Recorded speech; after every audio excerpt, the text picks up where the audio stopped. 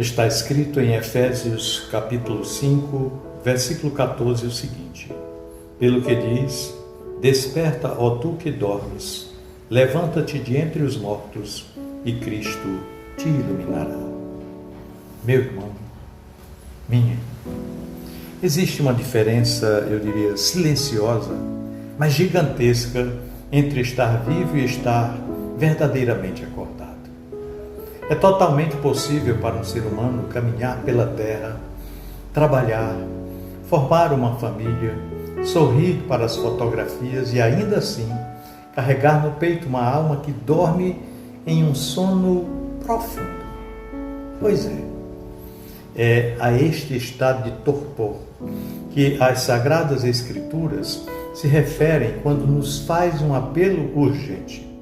Não se trata de uma chamada para quem está cansado do dia de trabalho e precisa descansar o corpo. Não, mas é uma trombeta espiritual tocando na madrugada da nossa existência para nos despertar. O sono do qual a Bíblia fala é uma espécie de anestesia do coração. Quando dormimos fisicamente, ficamos completamente alheios ao que acontece ao nosso redor. Uma tempestade pode estar desabando do lado de fora, a casa pode estar correndo perigo, mas o homem que dorme não sente, não vê, não percebe e não reage.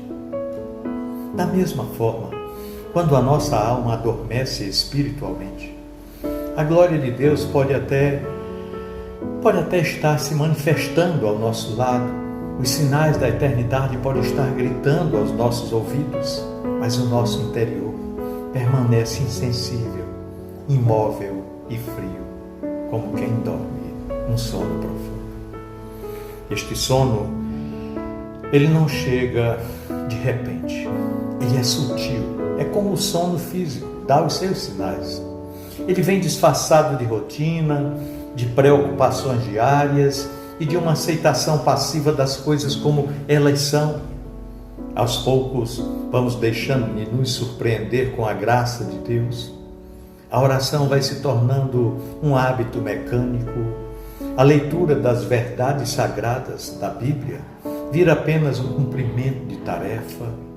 E o amor, que antes queimava como um fogo vivo dentro de nós, vai se transformando em brasas cobertas por cinzas. E sem percebermos, nos acostumamos com a escuridão do quarto fechado e passamos a achar que a penumbra é o único mundo existente para nós. Mas o texto sagrado nos confronta com uma palavra ainda mais dura. Ele compara esse sono à própria morte.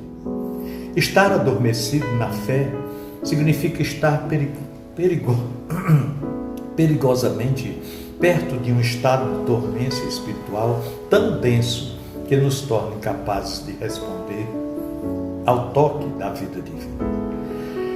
Significa viver como se Deus fosse apenas uma ideia distante e não a realidade mais concreta e urgente das nossas vidas. No entanto, o Evangelho nunca nos deixa no chão da nossa incapacidade, sem nos estender a mão da esperança. O comando desperta, desperta. Esse comando não é um grito de condenação, mas um convite de amor. É o próprio Criador do universo se inclinando sobre o leito do nosso esquecimento e nos chamando de volta para a vida verdadeira. Há uma profunda teologia desse despertar, porque ninguém acorda a si mesmo por mero esforço próprio.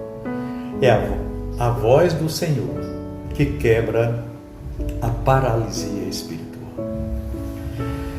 Quando a palavra ressoa, ela carrega a autoridade de criar aquilo que ordena.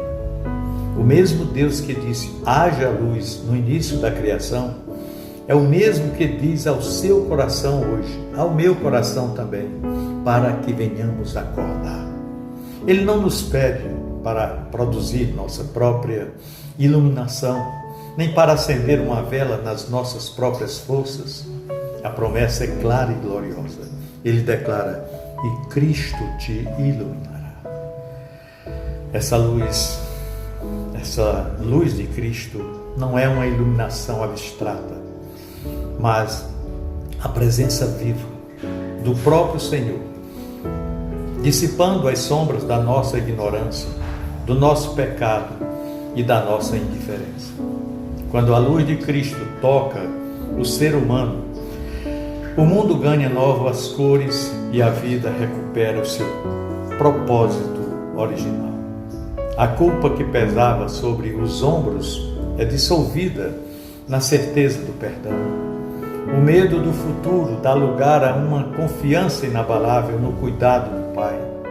E a apatia que congelava os sentimentos é substituída por uma paixão fervorosa por Deus e pelo próximo.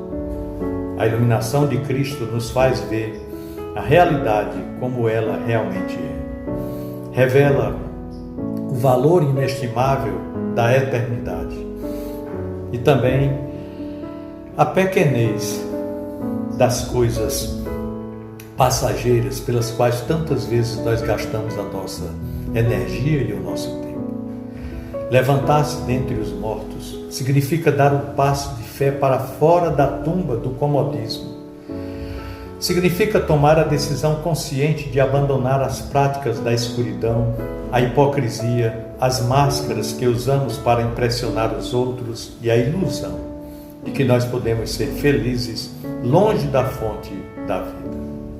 Requer uma atitude de coragem, de abrir os olhos mesmo quando a luz do sol espiritual no início incomoda a vista habituada às trevas. É erguer-se, levantar-se com a certeza de que a noite já passou e que um novo dia já raiou na cruz do Calvário e no túmulo vazio de nosso Senhor Jesus Cristo.